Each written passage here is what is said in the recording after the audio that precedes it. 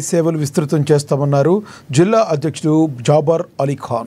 కేంద్ర రాష్ట్ర ప్రభుత్వాలు పేద బడుగు బలహీన వర్గాల కోసం అనేకమైన సంక్షేమ పథకాలు అమలు చేస్తున్నారన్నారు. అంతిమంగా పేదల వద్దకు చేర్చేందుకు ఏ ఒక్క పార్టీ కూడా సహకరించడం లేదన్నారు.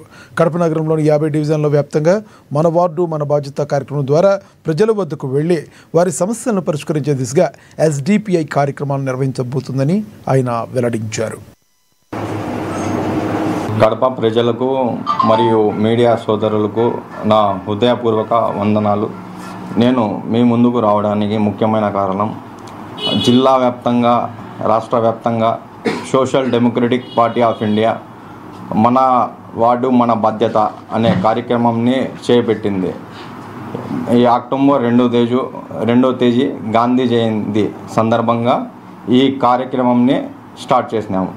దీని ముఖ్య ఉద్దేశం ఏమంటే మన రాష్ట్ర వ్యాప్తంగా మన ఎస్డిపిఐ క్యాడర్లు డివిజన్ వైజ్ బ్రాంచులు ఉన్నాయి.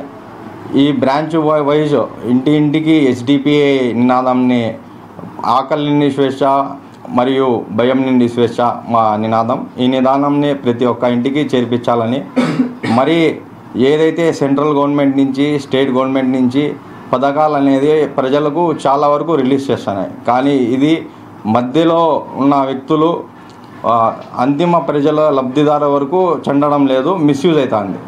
దీన్ని మిస్యూజ్ కాకుండా ఎస్డిపిఐ ఏదైతే స్టేట్ నుంచి ఈ సంక్షేమ పథకాలు రిలీజ్ అవుతాయో అది అంతిమ లబ్ధిదారు వరకు పొందేదానికి కృషి చేస్తాం.